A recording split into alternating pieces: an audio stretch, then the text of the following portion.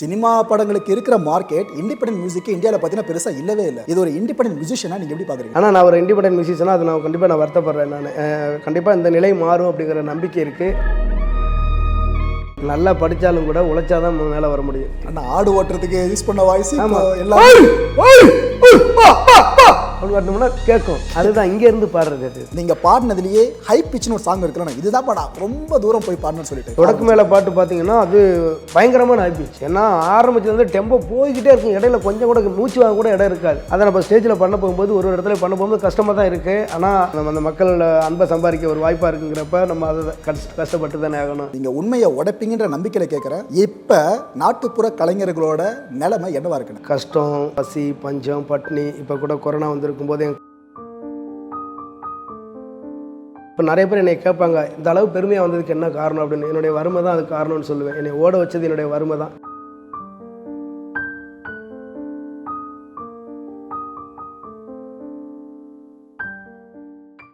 வணக்கம் மாயம் ஸ்டுடியோஸ் களம் நிகழ்ச்சி நேயர்களே.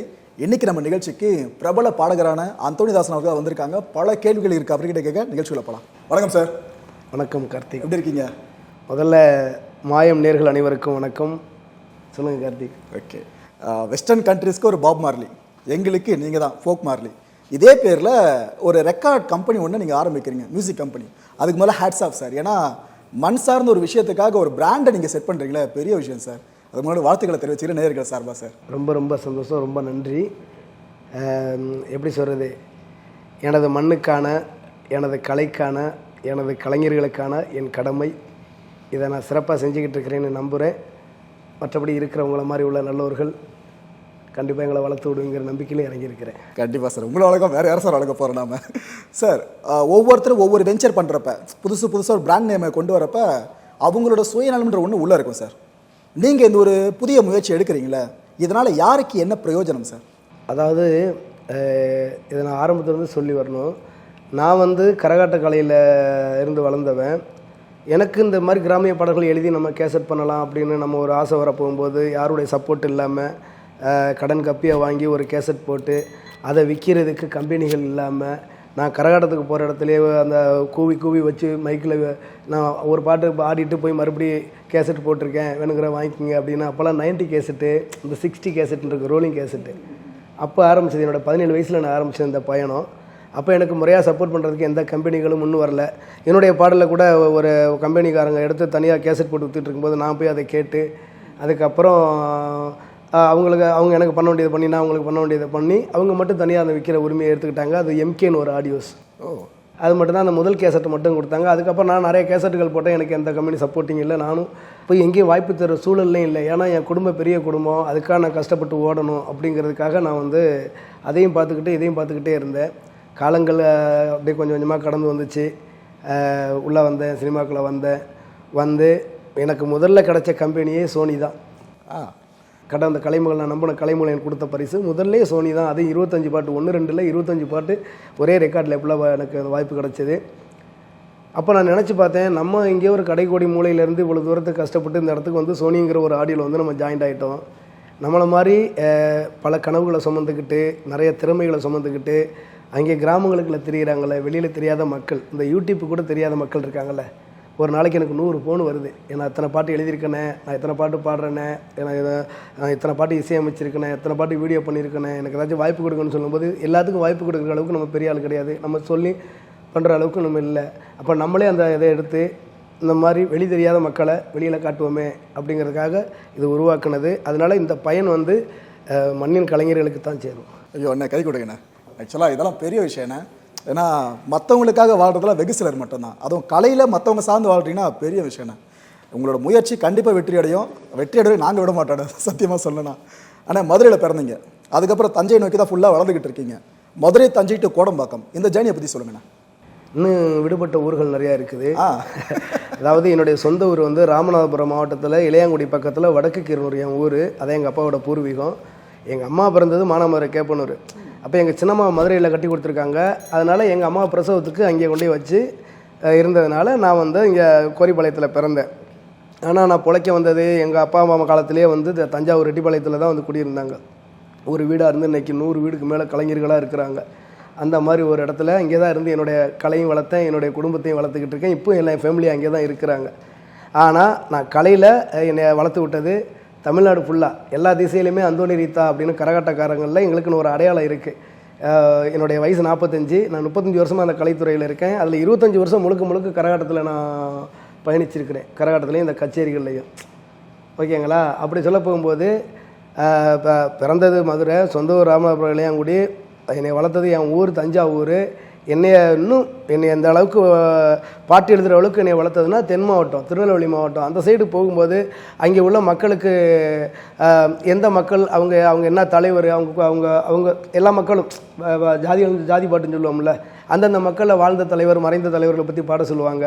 அப்படியே ஆன் ஸ்பாட்டில் பாடுறது. அந்த ஒரு இதில் தான் நான் வந்து ஏன் நம்ம சொந்தமாக பாட்டு எழுதக்கூடாதுன்னு பேனா பிடிக்க ஆரம்பித்தது. அப்போ தென் மாவட்டம் என்னை வளர்த்தது, ஸ்டாண்டிங் மதுரை, சென்னை. அப்போ டோட்டலாக என்னை வந்து தமிழ்நாடுன்னு சொன்னீங்கன்னா நான் ரொம்ப சந்தோஷப்படுவேன். தமிழ்நாடு தானே அடையாளம் நீங்கள். ஆனால் என்னென்ன படிச்சிருக்கீங்க? நான் வந்து 6ஆம் வகுப்பு முடித்து 7வது ஒரு 10 நாள் போனேன். அதுக்கப்புறம் போக முடியல, குடும்ப வறுமை காரணமாக நான் தொழிலில் இறங்கிட்டேன். ஆக்சுவலாக எதுக்காக இந்த கேள்வியை கேட்டேன்னா, பார்க்குற பல பேருமே நான் நல்லா படித்தா மட்டும் தான் மேலே வர முடியுன்ற ஒரு மித்தில் இருப்பாங்கண்ணே. ஆனால் நீங்கள் சொல்கிற வகுப்புகளை பல பேர் தாண்டி வந்திருப்பாங்க, அவங்களுக்கு உத்வேகம் கொடுக்க. அதனால தான் கேட்டால் தப்பாக நினச்சிக்காதீங்க. நல்லா படித்தாலும் கூட உழைச்சா தான் மேலே வர முடியும். சூப்பர். இதுக்கு தான் ஃபோக் மாதிரி வேணும்னு சொல்கிறேன் எப்போவுமே. நன்றி நன்றி. ஆனால் இந்த கோக் ஸ்டுடியோண்ணே, அங்கே போயிட்டு ஒரு பெர்ஃபார்மன்ஸ் ஆச்சு நம்ம நிகழ்த்த மாட்டோமான்னு சொல்லிட்டு பல பேர் இயங்குவாங்க.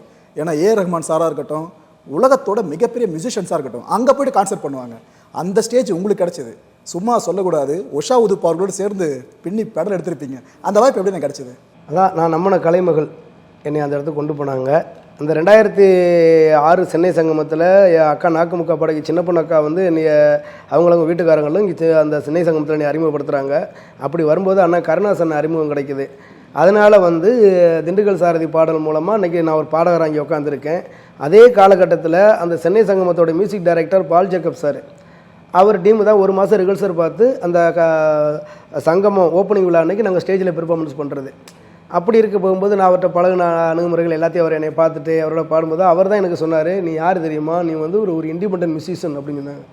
இண்டிபெண்டன்ட் மியூசிஷியனா என்னங்க ஐயா அப்படின்னு கேட்டேன்.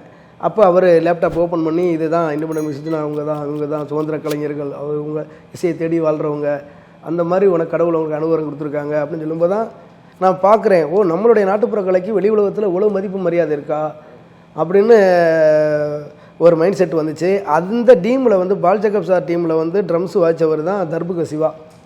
அவர் நானும் ஒரு வருஷம் அப்படியே பழக்கத்திலே இருந்து கருணாசன் எப்படி சினிமா வாய்ப்பு கட்டணும் அதே மாதிரி எடை நோக்கியும் பாயும் தோட்டா படத்தோட மியூசிக் டைரக்டர். ஆமாம். ஓகே. அப்போ அந்த தர்புக சிவா நாங்கள்லாம் அப்படியே ஒன்றா பயணித்து அந்த ஃபோக் லாப்பொங்கல்னு ஃபஸ்ட்டு மியூசிக் பேண்ட் ஆரம்பித்தோம். அந்த லாப்பொங்கல் மூலமாக தான் Pradeep singer Pradeep, music director Santhosh Narayanan, Sean Roldan, Darbuka Siva, இவர் கேபா ஜெயராம், கிட்டார் நவீன், இந்த மாதிரி ஒரு டீமே சேர்ந்து லாப்பங்கள் இடத்துல நாங்கள் ரன் பண்ணோம். அப்போ தான் அந்த இதெல்லாம் உருவாக ஆரம்பிச்சிச்சு. அப்போ அந்தோனியின் பிரதீப் சிங்கர் வந்து ஒரு பூர்வான்னு ஒரு மியூசிக் பேண்ட் நடத்திட்டு இருக்கிறாரு. அப்போ அவர் கொடுத்த ஐடியா தான் அந்தோனியின் பார்ட்டின்னு உங்கள் நாட்டுப்புற கலைக்குன்னு நீங்கள் ஒரு இது எடுத்து பண்ணுங்கள், அதான் அந்தோனியின் பார்ட்டினே வைங்க அப்படின்னு அந்த ஐடியா கொடுத்தவர் பிரதீப் சிங்கர் தான். அப்போ அந்தோனியின் பார்ட்டியை நான் அதுலேருந்து உருவாக்கி எனக்கு மேனேஜர் சாமுவேஸ்லின்னு ஒரு பையன், அந்த சாமுவேஸ்லி தான் வந்து எனக்கு ஃபோக் மார்லின்னு பேர் வச்சது. எதுக்காக பேர் வச்சாப்புலன்னா அந்த இண்டிபெண்டன்ட் மியூசிஷியனோட வாழ்க்கை வரலாறுலாம் ஒரு ஆளாக என்கிட்ட காட்டிக்கிட்டே இருந்தாப்புல. அப்போ அந்த ஜாஸ் மியூசிக்கோட காட்பாதர்னு சொல்லுவாங்கள்ல, அவர் 2 கண்ணுமே தெரியாது, ஆனால் அவர் அந்த கலையை எவ்வளோ நேசித்தார், அந்த கலையை இவ்வளோ பெரிய இடத்துக்கு கொண்டு வரதுக்கு அவர் எவ்வளோ உழைப்பை போட்டார் அப்படிங்கிறது எனக்கு ஒரு பெரிய ஒரு இம்ப்ரெஷனாக இருந்துச்சு. அதே மாதிரி பாப் மார்லே அவருடைய அவருக்கு கிடைச்ச அந்த கலைமகள் அருளை அந்த மக்களுக்காக அந்த நாட்டுக்காக எப்படிலாம் பயன்படுத்தினார், எவ்வளோ தைரியமாண்டு அந்த கலையை வெளிப்படுத்தினார் அப்படிங்கிறத அதை ஒரு ரோல் மாடலாக எடுத்துகிட்டு 2 பேரையும் 2 கண்ணாக நினச்சிக்கிட்டு தான் நான் வந்து ஃபோக் மார்லே அப்படின்னு அந்தோனிதாசன் பேரே வச்சேன் நான். சூப்பர்ண்ணா. நீங்கள் சொன்னதில் ஒருத்தர் விடுபட்டிருக்காரு, நம்ம king of pop Michael Jackson. ஆனால் எம்ஜே எடுத்துக்கிட்டிங்க அப்படின்னா மைக்கேல் ஜாக்சனை நல்லா ஆடுவார், பாடுவார், எழுதுவார். அந்த அளவுக்கு ஒரு திறமை அவர்கிட்ட இருக்குது. அவர் கூட உங்களை கம்பேர் பண்ண விரும்புகிறாங்க. ஏன்னா உங்களுக்கு அந்த ஸ்டஃப்லாம் இருக்குது. இந்த சினிமா துறையை பொறுத்த வரைக்கும் பார்த்தீங்கன்னா சினிமா படங்களில் ஒரு பாடல் வந்தால் மட்டும்தான் அது மக்கள்கிட்ட போதிய அளவுக்கு ரீச் ஆகுது. இதுவே இண்டிபெண்டன்ட் மியூசிக்காக ஒரு ஆல்பமில் வந்துச்சுன்னா அது பெருசாக ரீச் ஆக மாட்டேதுன்னு. சினிமா படங்களுக்கு இருக்கிற மார்க்கெட் இண்டிபெண்டன்ட் மியூசிக்கு இந்தியாவில் பார்த்தீங்கன்னா பெருசாக இல்லவே இல்லை. இது ஒரு இண்டிபெண்டன்ட் மியூசிஷியனாக நீங்கள் எப்படி பார்க்குறீங்கண்ணே? நான் முதல்ல வந்து மாயம் வந்து ஒரு கரெக்டான மனிதர்களை வச்சு தான் நடத்தப்படுது அப்படிங்கிறதுக்கு இந்த மாதிரி ஒரு கேள்விகள்லாம் எனக்கு பெரிய ஒரு சந்தோஷத்தை தருது. என்ன அப்படின்னா இந்த இதை நான் நிறையா பத்திரிக்கையில் இன்டர்வியூக்கு வரும்போது நான் சொல்லுவேன், இந்த மாதிரி மேலை நாடுகளில் வந்து இண்டிபெண்டன்ட் சாங்ஸுக்கு நல்ல ஒரு வரவேற்பு இருக்குது. அங்கே வந்து உங்களுக்கு சொல்லப்போனால் நிறையா படத்துக்கெல்லாம் மியூசிக் டேரக்டரே கிடையாது, இண்டிபெண்டன்ட் சாங்கை தான் தூக்கி இதில் வைப்பாங்க. ஆனால் நம்ம இந்தியாவில் வந்து அதுக்குன்னு ஒரு இம்பார்ட்டன்ட் இல்லாமல் இருக்குது, முக்கியத்துவம் இல்லாமல் இருக்குது, அது ஒரு வருத்தத்தை தருது அப்படின்னு நான் கேட்பேன். இது நீங்களே என்கிட்ட கேள்வியாக கேட்கும்போது பொதுமக்கள் அது உலகம் தான் பதில் சொல்லணும். ஆனால் நான் ஒரு இண்டிபெண்டன்ட் மியூசிஷனாக அது நான் கண்டிப்பாக வருத்தப்படுறேன். நான் கண்டிப்பாக இந்த நிலை மாறும் அப்படிங்கிற நம்பிக்கை இருக்குது.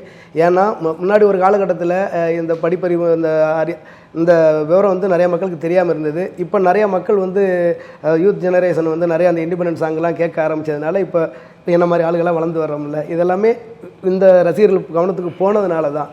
இப்போ ஒரு சரியான புரிதலோடு தான் போய்கிட்டு இருக்கிறோம். இன்னும் வருகின்ற காலகட்டங்களில் இந்த இண்டிபெண்டன்ட் மியூசிஷியன்களுக்கு கிடைக்க வேண்டிய அந்த முக்கியத்துவம், அந்த அன்பும் அரவணைப்பும் மரியாதையும் கண்டிப்பாக கிடைக்கும்னு நம்புகிறேன். ஓகேண்ணே. ஆனால் நம்ம ஃபோக் மார்லி ரெக்கார்ட்ஸ் இருக்குல்லண்ணே, இதிலிருந்து எத்தனை பேரை நீங்கள் ஒரு இண்டிபெண்டன்ட் ஆர்டிஸ்ட்டாக வெளியே காட்ட விரும்புகிறீங்கண்ணே? நான் இருக்கிற வரைக்கும் காட்டிக்கிட்டே இருப்பேன், நான் இல்லாமல் இருந்தாலும் காட்டிக்கிட்டே இருப்போம். அதுதான் அந்த ஃபோக் மார்லி ரெக்கார்ட்ஸ். வா, என்ன வார்த்தைண்ணா, சூப்பர்ண்ணே. ஆனால் உங்ககிட்ட இருக்க ஸ்பெஷாலிட்டியே பார்த்தீங்கன்னா ஹை பிச்சில் பாடுறீங்க, ஆனால் உங்கள் வோக்கல் போர்ஷன் எதுவுமே உடைய மாட்டுது. அதான் சுசிலாமா பாடுறப்ப பார்த்தீங்கன்னா ரொம்ப ஹை பிச் போவாங்க, ஆனால் வாய்ஸ் உடையாது, கிராக்கே விடாது, கரெக்டாக டெம்போ மெயின்டைன் ஆகிட்டே இருக்கும். உங்களுதுலேயும் அதே யூனிக்கை பார்க்க முடியுதுண்ணே. ரஹ்மான் சார் சுசிலா மேமை பார்த்து எந்த அளவுக்கு ஆச்சரியப்படுற இதே விஷயத்துக்காக இந்த யங்கர் ஜென்ரேஷன் ஃபுல்லாக இதை பார்த்து நாங்கள் ஆச்சரியப்படுறோம். எப்படி அந்தோனி தாஸ் எப்படி பாடுறாரு, ப்ரொஃபஷனலாக கற்றுக்கிட்டாலே கிராக் ஆகும் மேடம் வாய்ஸ்ன்ட்டு. ஆக்சுவலாக உங்களுக்கு பிறந்ததுலேருந்து இது இருக்கா, இல்லை ப்ராக்டிஸ் ஆனது பண்ணிங்கண்ணே? இதுக்கு நான் முதல்ல வந்து கடவுளுக்கு நன்றி சொல்லணும். இரண்டாவது என்ன அப்படின்னா, நான் வந்த பாதை எப்படி, நான் அந்த கரகாட்ட கலையில் இருந்தனால அதை பல மாவட்டங்களுக்கு போக வேண்டியிருக்கும். ஒரு நாள் இந்த மாவட்டத்தில் இருந்தால் தமிழகத்தோட அந்த திசையில் இருப்போம், அடுத்த நாள் இந்த திசையில் இருப்போம், அதுக்கு அடுத்த நாள் இப்படி இருப்போம். இப்போ மாற்றி தண்ணி அந்த தண்ணிகளை குடிக்கணும். ஓகே, அந்த ஒரு அதையும் குடிச்சிட்டு நம்ம கரெக்டாக அந்த தொழிலில் பெர்ஃபார்மன்ஸை பண்ணி ஆகணும். அதே மாதிரி ஒரு ஊரில் மைக்கு இருக்கும், ஒரு ஊரில் மைக் இல்லாமல் இருக்கும். ஆடியன்ஸ் 1000 பேர் 2000 பேர் உட்காந்துருப்பாங்க, அவங்களுக்கு கேட்குறது மாதிரி கத்தணும். 2000 பேர் இருந்தாலும் கடைசியால் வரைக்கும் கேட்கணும். ஆமாம், மைக் இல்லாமல் கற்று. ஆமாம், இதோட ஒரு பெரிய இது என்னென்னா, ஒரு ஊரில் ஒரு சில ஊர்களில் வந்து ஒரே இடத்துல ஆட்டம் வைப்பாங்க, ஒரு சில ஊர்களில் ஊர் சுற்றி ஆட்டம் வைப்பாங்க. அப்படி ஊர் சுற்றி போகும்போது இந்த சப்பரம் தேர் எல்லாம் இழுத்துக்கிட்டு பின்னாடி ஜென்ரேட்டர் ஒன்று கட்டி வச்சுக்கிட்டு அது டொட்டு சத்தம் கட்டிக்கிட்டே இருக்கும். அதையும் மீறி இந்த ஆளுகள்லாம் கத்துவாங்க, அவங்களையும் கத்துறவங்களே அமைக்கி நம்ம வந்து பேசுகிறது பாடுறதை அவங்களுக்கு புரிய வைக்கணும். ஐயோ, எவ்வளோ பெரிய டாஸ்க்கு. ஆமாம், அது ஏறக்குறைய ரொம்ப ரிஸ்க்கு. இப்போ நம்ம வந்து சின்ன பிள்ளையில் ஆடு மாடு மேய்ச்சதுனால இப்போ பக்கத்தில் ஆடு மாடு ஏய் வா வா அப்படின்னு சொல்லி இதை கூப்பிட்டுருவான். தூரத்தில் இருந்துச்சுன்னா எப்படி கூப்பிடுவான். அந்த ஒரு ஃபீல் தான் அந்த தொழிலில் இருக்கும்போது எனக்கு கிடைச்ச அனுபவம். இது அப்படியே பாடி தண்ணி குடிச்சிருக்க, நல்ல தொண்டை நல்லாயிருக்கும், ஒரு ஊரில் கட்டி போயிருக்கும். அப்போ எல்லாத்துலேயுமே பாடி அங்கே கிடைச்ச அந்த அனுபவங்கள் தான் இன்னைக்கு வந்து எனக்கு பக்கபலமாக இருக்குது. ஆனால் ஆடு ஓட்டுறதுக்கு யூஸ் பண்ண வாய்ஸ் எல்லாம் அப்படின்னு காட்டினோம்னா கேட்கும். அதுதான் இங்கேருந்து பாடுறது. அது ஒரு கனெக்டிவ் இங்கேருந்து இதோட பாடுறதோட நிப்பாட்டாமல் இங்கே வார்த்தையை இறக்கி உள்வாங்கி இங்கே உள்வாங்கி அதை யோசிச்சு இங்கேருந்து குரல் எடுத்து கத்துறது. அப்பா, எவ்வளோ பெரிய டாஸ்க்கு. இதை வந்து ப்ரொஃபஷனலாக கற்றுக்கிறவங்க சாதகலாம் பண்ணுவாங்க. தண்ணி கடை நின்று என்னென்ன பண்ணுவோம் பார்த்துருக்கோம். நீங்கள் முறையாக கற்றுக்கிட்டீங்களா இசையை? இல்லை, முறையாக கற்றுக்கல. ஆனால் ஸ்ருதி விலகாமல் பாடுறீங்களா, அது எப்படி சாத்தியமாகுது? அதுக்கு தான் நான் முதல்ல கடவுளுக்கு நன்றின்னு சொன்னான்ல. ஓகே, பிறப்பிலே கிடைச்ச ஒரு திறமை உங்களுக்கு. நம்ம இப்போ பாடல்கள் கம்போஸ் பண்ணிகிட்டு இருக்கோம், அது கூட அப்படி தான் கேள்விங்கானது தான். இப்போ ஐயா ராஜா சாருடைய பாடல்கள்லாம் நிறையா கேட்டதுனால அந்த இன்ஸ்பிரேஷன் அவற்றை உள்ளதில் 1-2 எனக்கு கிடச்சிருக்கு. அப்பா, 1-2க்கு எப்படியான. ஆனால் ஹை பிச்சில் நல்லா பாடுன்னு நான் சொல்லிட்டேன். பார்க்குற ஆடியன்ஸ் என்னப்பா இந்த பையன் ரொம்ப பில்டப் பண்ணுறோன்னு நினச்சிடக்கூடாது. அதுக்காக நீங்கள் பாடினதுலேயே ஹை பிச்சுன்னு ஒரு சாங் இருக்குல்ல, இதுதான் பாடா ரொம்ப தூரம் போய் பாடணும்னு சொல்லிட்டு ஒரு 4 வரிகள். ரொம்ப ஹை பிச் வந்து இந்த டகரு சாங் கன்னடா மொழியில் பாடினது. சரிடா. ஓ சிவனே அந்த அந்த ஐ பிச்சு ரொம்ப கஷ்டத்தில் போகும். எல்லா பாட்டிலையுமே வந்து என்னோட ஐ பிச்சு ஒரு இடத்துல காட்டியிருப்பேன். முக்கியமான அடிப்படை இப்போ சொடக்கு மேலெல்லாம் பார்த்தீங்கன்னா, சொடக்கு மேலே பாட்டு பார்த்தீங்கன்னா அது பயங்கரமான ஐ பிச். ஏன்னா ஆரம்பிச்சதுலேருந்து டெம்போ போய்கிட்டே இருக்கும், இடையில கொஞ்சம் கூட மூச்சு வாங்க கூட இடம் இருக்காது. அதை நம்ம ஸ்டேஜில் பண்ண போகும்போது ஒரு இடத்துல பண்ண போகும்போது கஷ்டமாக தான் இருக்குது. ஆனால் அதுதான் நம்மளுக்கு நம்ம அந்த மக்கள் அன்பை சம்பாதிக்க ஒரு வாய்ப்பாக இருக்குங்கிறப்ப நம்ம அதை கஷ்டப்பட்டு தானே ஆகணும். அதுதான். ஓகே, சூப்பர்ண்ணா. ஆனால் படத்துக்கு இசையமைக்கிற விருப்பம் இருக்கானே? நான் என்னுடைய முதல் படம் வைரி இசையமைச்சிருக்கிறது. அந்த படம் ஒன்றும் ரிலீஸ் ஆகலை. சூப்பர். என்னுடைய 2வது படம் எம்ஜிஆர் மகன், டைரக்டர் பொன்ராம் சார். என்னுடைய முதல் படத்தோட டைரக்டர் வந்து விஜய் தேசிங் சார். 2வது படத்தோட டைரக்டர் வந்து பொன்ராம் சார். இப்போ 3வது லைக்காவில் ஒரு படம் பண்ணியிருக்கேன். யோகி பாபண்ணனும் விதார் சார் நடிச்சிருக்காங்க. அது அருள் செல்லின் சார் டைரக்ஷன் பண்ணியிருக்காங்க. அந்த படத்துக்கு நான் இப்போ இசையமைச்சிருக்கேன். படம் ரிலீஸ் ஆக போகுது. அதே மாதிரி அம்பு நாடு 9 குப்பம் அப்படிங்கிற ஒரு படம் பிகே ஃபிலிம்ஸ்னு ஒருத்தர் தயாரிச்சிருக்காங்க. ராஜாஜி டைரக்டர். அதில் இசையமைச்சிருக்கேன்.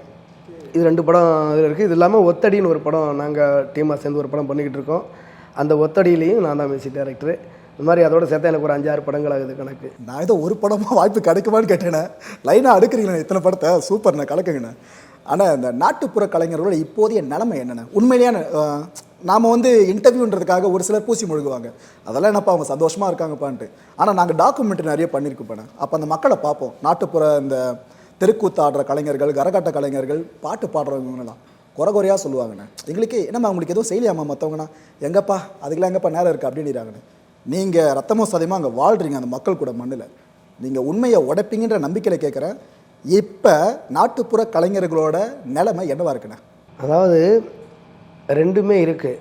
நீங்கள் சொல்கிற அந்த ஒரு கஷ்டம், பசி, பஞ்சம், பட்னி. இப்போ கூட கொரோனா வந்திருக்கும் போது எங்கள் கலைஞர்கள்லாம் போய் கொத்தனார் வேலைக்கு, கட்டிட பணியாளர்கள் வேலைக்கு போய் கூட நம்ம கலைஞர்கள் இருந்தாங்க. அந்தளவுக்கு அந்த வறுமையும் புலமையும் எப்போவுமே ஒன்றாவே இருக்குன்னு சொல்லுவாங்கள்ல, அந்த மாதிரி இந்த கலைஞர்களோட கஷ்டம் எப்போவுமே இருந்துக்கிட்டு தான் இருக்கும்.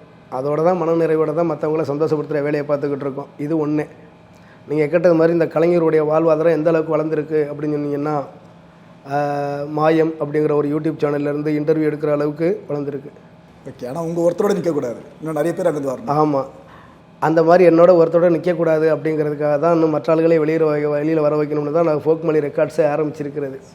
ஓகேங்களா? இப்போ ஒரு தொட்டு பார்த்தீங்கன்னா உங்களுக்கு ஒரு குறிப்பிட்ட காலம் வரைக்கும் பார்த்தீங்கன்னா இங்கே தேக்கம்பட்டி சுந்தரராஜ் ஐயா, அம்மா தேனி குஞ்சாரம்மா, ஒரு நடராஜ் ஐயா, இந்த மாதிரி ஆளுகளாக இருந்தாங்க. அவங்க நாட்டுப்புற கலையை வாழ வச்சுக்கிட்டு இருந்தாங்க. அதுக்கப்புறம் விஜயலட்சுமி நவநீத கிருஷ்ணன் அம்மா, பரமணியம் அம்மா, அது புஷ்பனு குப்புச்சாமி அண்ணா, அனிதா அக்கா, இவங்கெல்லாம் வந்தாங்க. அப்புறம் அக்கா நாக்கமுக்கா சின்ன பொண்ணு அக்கா வந்தாங்க. அவங்க வந்து என்னையை இறக்கி விட்டாங்க. நான் வந்ததுக்கு வேல்முருகனை இறக்கி விட்டாங்க. இப்போ அதுக்கப்புறம் இப்போ மகாலிங்கம் வந்திருக்கிறாரு, இந்த செந்தில் ராஜலட்சுமி வந்திருக்கிறாங்க. இன்னும் நிறைய கலைஞர்கள் வளர்ந்துக்கிட்டே இருக்கிறாங்க. யார் திறமையாக தனக்குள்ளே இருக்கிற திறமையை அறிஞ்சு யார் பின் வாங்காமல் கஷ்டம் நஷ்டம் எல்லாத்தையும் அடித்து நொறுக்கிட்டு முன்னுக்கு வந்துக்கிட்டு இருக்காங்களோ அவங்க வந்துக்கிட்டு தான் இருக்கிறாங்க. அதனால் திறமை உள்ள கலைஞர்கள் நம்ம சோர்ந்து போயிடக்கூடாது. வறுமை நம்மளோட பிறந்தது தான், அதுக்காக நம்ம வந்து வாடிடக்கூடாது. திறமையோட போராடணும். அதுக்கு தான் முன்னுதாரணமாக எங்களை மாதிரி ஆளுகளாக நாங்களுக்கு முன்மொழியாக வந்துக்கிட்டு இருக்கிறோம். மற்றபடி அதையும் மீறி வெளியில் கொண்டு வர முடியாத மக்களை கொண்டு வரணுங்கிறதுக்காக தான் இந்த மாதிரி நான் ஆரம்பிச்சிருக்கேன். இந்த மாதிரி மற்ற கலைஞர்கள் ஆரம்பிப்பாங்க. எப்படியோ நம்மளுடைய நம்ம மண்ணும் மரபும் கலாச்சாரமும் இன்னும் மென்மேலும் பெருகணும் அப்படிங்கிறதுக்காக தான் இந்த கலாச்சார தூதுவர்கள் ஓடிக்கிட்டு இருக்கும். அப்பா எனக்கே கூஸ் பப்பட சொல்கிறத கேட்குறப்ப. ஆனால் ஓப்பனர் விஷயம் கேட்குறேண்ணே. இது வரைக்கும் நம்ம பல படங்களில் பாடியிருக்கோம். ஓரளவுக்காச்சும் சம்பாதிப்போம், ஓரளவுக்காச்சும். அதை வச்சு யாராவது ஒரு கலைஞருக்காவது நம்ம உதவி பண்ணியிருக்கோம் மேடம். ஏன்னா இது நீங்கள் சொல்லிங்கன்னா ஆத்தன்டிகேஷனாக இருக்கும். மற்றவங்க சொன்னால் ஏதோ காசு கொடுத்து சொல்லுறப்ப சொல்லுவாங்க, நீங்கள் சொன்னால் ஆத்தன்டிகேஷனாக இருக்கணும். ஏன்னா இதை பார்த்து 10 பேர் ஹெல்ப் பண்ண ஆரம்பிக்கும். இல்லை நம்ம பண்ணியிருக்கோமான்னு? ஆமாண்ணே. நான் பண்ணியிருக்கேனான்னு கேட்குறீங்களா? இல்லை நம்ம மட்டும் நீங்கள் சம்பாதிச்ச காசை வச்சு கஷ்டப்படுற கலைஞர்களுக்கு உதவி பண்ணியிருக்கீங்களான்னு கேட்குறேன். நான் வந்து என்கிட்ட ஒரு பழக்கம் இருக்குது. நான் என்னென்னா ஒருத்தங்களுக்கு உதவி செஞ்சேன்னா இவங்களுக்கு உதவி செஞ்சேன்னு வெளியில் சொல்லிக்க மாட்டேன், சொல்லிக்க ஆசைப்பட மாட்டேன். ஓகேங்களா? அது அது சொல்லி செய்கிறது உதவி கிடையாது, சொல்கிறதுக்காக செய்கிறது உதவி கிடையாது. இந்த கையில் வாங்குறது இந்த கைக்கு தெரியக்கூடாதுன்னு சொல்லுவாங்க. அப்படி தான் என்னை பார்த்தா எனக்கு மூத்தவங்களாம் சொல்லி என்னை வளர்த்துருக்குறாங்க. ஓகேவா? அதனால் அந்த உதவியை சொல்லிக்கிற மாட்டேன். ஒரு சங்கத்துக்கு மாநில தலைவராக இருந்திருக்கிறேன். இது இல்லாமல் ஒரு மண்ணின் கலைஞனா, ஒரு கரகாட்ட கலைஞனா, பட்டி தொட்டி ஃபுல்லாக உள்ள மக்களுடைய கலைஞர்களுடைய வாழ்வாதாரம் தெரிஞ்சிருக்கிறேன். எனக்கு கண்ணுக்கு தெரிஞ்சவங்களுக்கு உதவி செய்கிறேன், தெரியாதவங்களுக்கு எனக்கு உதவி செய்கிறதுக்கு வாய்ப்பு இல்லை. இதை விட பெரிய விஷயம் என்னென்னா, நானே ஒரு 20 குடும்பத்தை கட்டி இழுத்துட்டு போய்கிட்டு இருக்கிறேன். இதையும் நான் கட்டி இழுத்துக்கிட்டு என்னுடைய வளர்ச்சியும் நான் பார்த்துக்கிட்டு இந்த மாதிரி விஷயங்களையும் பண்ணிகிட்டு இருக்கிறதுக்கு எனக்கு இன்னும் வருவாய் பத்தாமல் தான் இருக்குது. பொருளாதாரம் இல்லாமல் தான் இருக்குது. பொருளாதாரம் இல்லைங்கிறதுக்காக நம்ம மக்களுக்காக ஓடாமல் இருக்க முடியாதுன்னு தான் அந்த விஷயத்தை எடுத்துருக்கிறேன். ஓகேங்களா? அதனால் இந்த சங்கத்து மாநில தலைவராக இருந்தேன்னு சொன்னேன் பாருங்கள். தமிழக நாட்டுப்புற இசைக்கலை பெருமன்றம்னு ஒரு சங்கம். அதில் எங்கள் பெரிய பெரிய தலைவர்கள்லாம் அதில் இருந்த இடம். ஒரு 5 மாவட்டங்கள் அது இயங்கிக்கிட்டு இருந்துச்சு. நான் அந்த சினிமா ஸ்பீடில் போயிட்டு இருக்கிற நேரத்தில் அந்த இதில் மாநில தலைவராக இருக்க வேண்டிய ஒரு பொறுப்பு கிடச்சிச்சு. சேர்ந்து போய் உக்காந்தேன். நான் இருந்த ஒரே வருஷத்தில் அதை 32 மாவட்டமாக பிரித்தேன். எல்லா மாவட்டத்துக்கும் போனேன். எல்லா மாவட்டத்தில் உள்ள கலைஞர்களுக்கு எங்களால் முடிஞ்சதை பண்ணணும். அதுக்கப்புறம் இயற்கை பேரிடர் நிறையா வந்துச்சு. வரதா வந்துச்சு, கஜா வந்துச்சு, இந்த கொரோனாவே வந்துச்சு. எவ்வளோ இயற்கை பேரிடர் வந்துச்சு. ஒரு 5 புயல் சந்தித்தோம் நான் பீரியடுக்கு வந்ததுக்கப்புறம் 3 வருஷத்தில். இதில் எல்லாத்துலேயுமே எங்கள் கலைஞர்கள் அந்தந்த மாவட்டத்தில் நான் அசைன்மெண்ட் பண்ணி அங்கே ஒரு கடைக்கு கடை போய் மேலே அடித்து ஆட்டோ அடி பிச்சை எடுத்து அங்கே அந்தந்த மாவட்ட பகுதிகளில் பாதிக்கப்பட்ட மக்களுக்கு கொண்டு சேர்க்குற பணிகளை செஞ்சோம். இப்படி கொஞ்சம் கொஞ்சம் தெரிஞ்சதை செஞ்சேன். ஈசா மையத்துக்கு போன நிகழ்ச்சிக்கு அங்கே போய் அவங்கள்ட்ட கொஞ்சம் சப்போர்ட்டு கேட்டு இந்த கொரோனா நேரத்தில் அவங்க ஒரு 5 மாவட்டங்களுக்கு செஞ்சாங்க. இந்த மாதிரி சில என்னால் என் பாக்கெட்டில் இருந்ததையும் எடுத்து கொடுப்பேன். என் பாக்கெட்டில் இல்லைன்னா என் நண்பர்கள் பாக்கெட்டில் இருக்கிறதையும் சேர்த்து எடுத்து கொடுத்து தான் என் கலைஞர்களுக்கு உதவி செஞ்சுக்கிட்டு இருக்கிறோம். இன்னும் நிறைய எதிர்பார்த்துக்கிட்டு இருக்கிறோம். அரசோட உதவிகள் கலைஞர்களுக்கு தேவை. பெரிய பெரிய தொழில் நிறுவனங்கள் இருக்காங்க, அவங்களுடைய உதவிகள் கலைஞர்களுக்கு தேவை. நான் சிம்பிளாக சொல்லப்போனால் கலை தெரிஞ்சவங்க கலையை வழங்க, கலை தெரியாதவங்க கலைஞர்களை வழங்கன்னு வேண்டிக்கிடுவேன். இந்த நீங்கள் காசு பணமாக கொடுத்து உதவாட்டால் கூட பரவாயில்லை. இப்போ கல்வி நிறுவனங்கள், தொழில் நிறுவனங்கள், அரசு விழாக்களில் இந்த கலை நிகழ்ச்சிகள் நடக்க போகும்போது நம்ம நாட்டுப்புற கலைஞர்களுக்கு அந்த வாய்ப்பை கொடுத்தீங்கன்னா அவங்களுக்கு வாழ்வாதாரமாக அமையும் அப்படிங்கிறத நான் நம்ம மாயம் யூடியூப் சேனல் வாயிலாக நான் தெரிவிச்சுக்கிறேன். நன்றிண்ணே. ஆக்சுவலாக இது வரைக்கும் நீங்கள் கேட்டதில் உங்களுக்குன்னு எதுவுமே கேட்கல. எல்லாமே ஊருக்காக மட்டும் தான் கேட்குறீங்க. யாரை பற்றி சொன்னாலும் அவங்க நம்மன்னு சேர்க்குறீங்க. அதுக்கே பெரிய மனசு வேணுண்ணே. ஏன்னா உங்களை பற்றி நாங்கள் ரிசர்ச் பண்ணப்போ பெட்ஸை ரொம்ப லவ் பண்ணுறீங்கண்ணே. அந்த பெட்ஸை சளைச்சதில் உங்களை அவ்வளோ லவ் பண்ணது ஒன்றுமே. இந்த அளவுக்கு எல்லா உயிர்களையும் சமமாக பார்க்குறீங்களேண்ணே. இந்த விஷயம் நீங்கள் அடிப்பட்டதுனால வந்துச்சா, இல்லை ஏதோ ஒரு பெரிய அடிபட்டிருப்பீங்களா? என்னப்பா இது எங்கே போனாலும் துரத்தி விட்றாங்க, மனுஷன் கூட பழகிறதுக்கு நாய்கள் கூட பழகலான்னு சொல்லிட்டு இது போல் அடிபட்டு வந்துச்சா, இல்லைன்னா உங்களுக்கு இயற்கையில் வந்த சுபாவமான? இல்லை, ஆல்ரெடி நம்ம கஷ்டப்பட்டு வளர்ந்ததுனால எங்கள் அப்பா பார்த்து அம்மாவுக்கு 2 கண்ணும் தெரியாது. அது வீட்டுக்காரும் இல்லை. எங்கள் அப்பா எப்படி வளர்த்துருக்கோம், ஒரு வீட்டு வாசலில் இருந்து சர்வீஸராக சோஸ்திரம் அப்படின்னு சொல்லி சோறு பீச்சு எடுத்து சாப்பிட்டு வளர்த்தது. அதனால் பசியோட அருமை முதல்ல தெரிய ஆரம்பிச்சிச்சு. இப்போ நிறைய பேர் என்னை கேட்பாங்க, இந்த அளவு பெருமையாக வந்ததுக்கு என்ன காரணம் அப்படின்னு. என்னுடைய வறுமை தான் அதுக்கு காரணம்னு சொல்லுவேன். என்னை ஓட வச்சது என்னுடைய வறுமை தான். ஓகேங்களா? அதில் நிறையா இப்போ நம்ம வறுமை எப்படி இருக்கும்போது நிறைய சினிமா பாடல்கள், பழைய பாடல்கள்லாம் பாடும்போது அதை பாடலாக மட்டும் நான் கேட்காம அதன் வழியாக வந்த தமிழையும் உள்ளே இறக்கிக்கிட்டேன். அந்த பாடல்கள் மூலமாக வந்த அர்த்தங்களையும் உள்ளே இறக்கிக்கிட்டேன். அதை கேட்க மட்டும் செய்யாமல் உள்ளே சேமிக்க ஆரம்பித்தேன். பைபிளோட இதுகளை கொஞ்சம் தெரிஞ்சதுனால அந்த 10 கட்டளைகள் படி எனக்கு முழுசாக தெரியாட்டாலும் அந்த 10 கட்டளைகள் படி வாழ ஆரம்பித்தேன். இந்த மாதிரி குர்ஆன், கீதை இதுகளை வர விஷயங்கள்லாம் அந்த எனக்கு தெரிஞ்ச அம்புலி மாமா, பாக்கியா, அந்த மாதிரி சின்ன புக்குகள்லாம் நான் சின்ன பிள்ளையில் அந்த பஸ்ஸில் படிச்சுக்கிட்டே இருப்பேன். நான் படிக்காட்டாலும் இந்த மாதிரி புக்ஸுகளை படித்து உலக நடப்பை, நாட்டு நடப்பை கொஞ்சம் தெரிஞ்சுக்கிட்டேன். இது எல்லாமே என்ன சொல்லுதுன்னா மனிதத்தை தான் போதிக்குது. ஓகேவா? அதை தான் ஃபாலோ பண்ணி போயிட்டு இருக்கிறேன். எனக்கு பெருசாக எனக்கு அது மாதிரி விரிவுபடுத்தி சொல்ல தெரியல. சூப்பர்ண்ணா. ஆக்சுவலாக எதுவும் பண்ணாதவங்களும் அவ்வளோ பேசுவாங்க, எல்லாம் பண்ணுறீங்க, ஆனால் சைலண்டாக தான் இருக்கீங்க நிறைய விஷயத்தில். ஆனால் நீங்கள் இந்த சினிமா கரியரில் இந்த ஒரு மியூசிக் டைரக்டர் கிட்ட மட்டும் நான் பாட்டு பாடிட்டா போதும்பா, என் வாழ்நாள் ஒரு பெரிய பாக்கியம் பாதுனா எந்த மியூசிக் டைரக்டர் சொல்லுவீங்க? ஆனால் என்னோட எல்லா இன்டர்வியூலையும் சொல்லியிருக்கேன், அந்த ஒரே மியூசிக் டைரக்டர் தான் என்னுடைய ஆசான் ஐயா இளையராஜா ஐயாவோட இசையில் நான் தனியாக ஒரு பாட்டு பாடணும். அதுதான் என்னுடைய வேண்டுகோள். நடந்துடுறேண்ணே, கவலையே படாதே, நடந்துடுறேண்ணே. ஆனால் நீங்கள் மனசு நொந்த அனுபவம் எதனா இருக்கானே? எதுக்காக இதை கேட்குறேன்னா, உங்களை மாதிரியே ஆயிரக்கணக்கான பேர் கையில் சிடியோடு அலைஞ்சிட்டு இருப்பாங்க ஒவ்வொரு கம்பெனியாக. சிங்கர்ஸை மட்டும் சொல்லலை, மியூசிக் டைரக்டர்ஸ் அப்கமிங்கில் இருக்கவங்களா இருக்கட்டும், டைரக்ட் பண்ண ஆசை இருக்கவங்களா நடிக்கிறவங்களா இருக்கட்டும், எல்லா கதவையும் தட்டுவாங்க. ஆனால் அந்த பக்கம் கதவை திறக்கிற கை இருக்குல்ல, ஒன்று அடிக்கும், இல்லை எட்டி உதைக்கும், இல்லைனா 1-2 முறை தான் இன்முகத்தோடு உள்ளே அடிக்கும், வாப்பா பேசலாம்னு சொல்லிட்டு. உங்களுக்கு வந்த பாதை முள் பாதையாக இருந்துச்சா, இல்லை இது போல் வாப்பா பேசலாம் அப்படின்னு கூப்பிட்டு போயிட்டு அடிக்கிறது, தள்ளுறது, வெளியே போன்றது, இது போல் விஷயங்கள்? அது எல்லாத்தையும் கடந்து வந்ததுனால தான் இன்றைக்கி உங்கள்கிட்ட முன்னாடி உட்காந்து ஓரளவுக்கு கரெக்டாக பதில் சொல்லி ஒரு அனுபவம் சொல்ல முடியுமாண்ணா? 100% அனுபவங்கள் தான் அதில் வந்து அடிப்பட்டதாக இருக்குது. 10% தான் ஓரளவுக்கு ஆறுதலாக இருந்திருக்கு. அதனால் இப்போ நீங்கள் வரலாறை திருப்பி போட்டு பார்த்தீங்கன்னா, சாதித்தவங்களோட வரலாறுலாம் பார்த்தீங்கன்னா அவங்களோட முடிவு கூட ஒரு புதிராக தான் இருக்கும். அதனால் அதெல்லாம் சுருக்கி தான் மூத்தவங்க வந்து காய்ச்ச மரம் தான் கல்லடிப்படும் சொல்லியிருக்கிறாங்க. அப்போ நம்ம முதல்ல காய்ச்ச மரமாக இருக்கணும்ல. அதனால் இதெல்லாம் தாங்கிக்கிட்டால் தான் நம்ம வந்து நல்ல நிலைமைக்கு வர முடியும். அதனால் எல்லாம் தாங்கிக்கிங்க என் மக்களேன்னு சொல்கிறேன். ஆனால் 90% அடிபட்டு தான் வந்துருக்கு. ஆமாம், போகிற இடம்லாம் உங்களுக்கு விரக்தி, வெறுப்பு இதுதான் விதைக்கப்படும். ஆமாம், அதாவது நான் செத்துருந்தேன்னா 1000 முறை செத்துருக்கலாம் இந்த மன துக்கத்திலேயே. அவ்வளோ அசிங்கப்படுத்துவாங்களா? அவ்வளோ அசிங்கம். நான் என் சின்ன பிள்ளையில என் பக்கத்துலேயே என்னை யாரும் நிற்க விட மாட்டாங்க, அந்தளவுக்கு கொடூரமாக இருப்பேன். ஓகேங்களா? தொழில் செய்யும்போதும் கூட என்னோட சக கலைஞர்களுக்கு நிறைய அன்பளிப்புங்கிறத குத்திக்கிட்டு இருப்பாங்க, எனக்கு யாருமே குத்த மாட்டாங்க. டேய் உட்காரா, டேய் கருப்பாண்டி, டேய் காக்கா பிள்ளை உட்காரப்பன்னு என்னென்னமோ சொல்லுவாங்க. அதெல்லாம் கேட்டு வளர்ந்தவன் தான். இது மாதிரி நம்மளுக்கு அன்பளிப்பு குத்த வைக்கணும்னு ஒரு வைராக்கியம் பிறந்துச்சு. அந்த இடத்துல நான் பாதிக்கப்பட்டதுனால தான் அந்த இது வந்துச்சு. அதனால் நம்மளுக்கு ஒரு படிப்பினையும் அங்கே தான் நம்மளுக்கு நம்ம எங்கே விழுகிறோமோ அங்கே தான் நம்ம எந்திரிக்கக்கூடிய வாய்ப்பும் இருக்குது. அதனால் விழுகணும்னு சொல்கிறேன். விழுந்தால் தானே எந்திரிக்க முடியும். ஐயோ ஏதோ பெரிய விஷயம்னா அசால்ட்டாக சொல்லி முடிச்சிட்டிங்க. அதை பல பேருக்கு இது திறவுகோலாக இருக்கும் அண்ணே. ஆனால் நீங்கள் இந்த ஃபீல்டில் இவ்வளோ வருஷம் இருந்துக்கிட்டு இருக்கிறீங்கண்ணா, இதுக்கப்புறம் உங்களுக்கு இருக்க ஒரு பெரிய ஒரு தாகம், நிறைய விஷயங்கள் சாதிச்சிருப்பீங்க. ஆனால் என் லைஃப்பில் இது ஒன்றுத்தை பண்ணிட்டா போதும்பா, நான் சாதிச்சேன்னு ஒத்துப்பா அப்படின்னா எந்த விஷயம்ண்ணா? அது ஒரே ஒரு விஷயத்தை நோக்கி தான் ஓடிக்கிட்டு இருக்கேன். எனக்கு வந்து ஒரு 25 ஏக்கர், அதிகமாக ஒரு 25 ஏக்கர் இடம் வாங்கணும். அந்த இடத்துல வந்து விவசாயம் பண்ணணும். பசின்னு வரவங்களுக்கு அதை சாப்பாடாக போடணும். இது எல்லாத்த விட அந்த பண்ணையில் நிறையா உயிரினங்கள் வளர்க்கணும், விவசாயத்தை வளர்க்கணும், அழிஞ்சிக்கிட்டு இருக்கிற விவசாயத்தை மீட்டெடுக்கிற மாதிரி ஏதாச்சும் நிறையா விஷயங்கள் அதில் பண்ணணும். அது நடு சென்றில் ஒரு கட்டடத்தை அமைச்சு அதில் ஆதரவற்றோர் முதியோர்களுக்கு நான் வந்து அவங்களுக்கு அடைக்கலம் கொடுக்கணும் அப்படின்னு ஆசைப்பட்றேன். அதை செஞ்சுட்டேன்னா நான் வந்த பாதை கிளியர். அதோட நான் ரெஸ்ட் எடுக்க போயிடுவேன். உங்களுக்காக யோசிக்க மாட்டீங்களா? எனக்காக யோசிக்க என்ன இருக்குது? எனக்காக யோசிக்க தான் என் பிள்ளைங்க இருக்காங்க, என் நண்பர்கள் இருக்காங்க. ஆனால் இது போல் இருக்க மனுஷனை கூட இருக்க ஒரு சிலர் ஏன் இப்படி முட்டாளாக இருக்குன்ற வார்த்தையை சொல்லி திட்டினதே இல்லையா? அது இருக்கும் முட்டாளாக இருக்குன்னு சொன்னால் தானே இப்போ நம்ம முட்டாளாக இருக்கும்போது நம்ம கொஞ்சம் அறிவாளி ஆகணும்ல அப்படின்னு யோசனை வரும். அதனால் முட்டாள்னு சொல்லுங்கள், வாங்கிக்கிறேன். எல்லாத்தையும் பாசிட்டிவாக எடுத்துக்கிட்டீங்க, வேறு லெவலில். நீங்கள் இன்னும் பல்லாண்டு காலங்கள் உங்களோட கலை பயணம் தொடர உங்களோட வாழ்த்துக்கள்ண்ணே.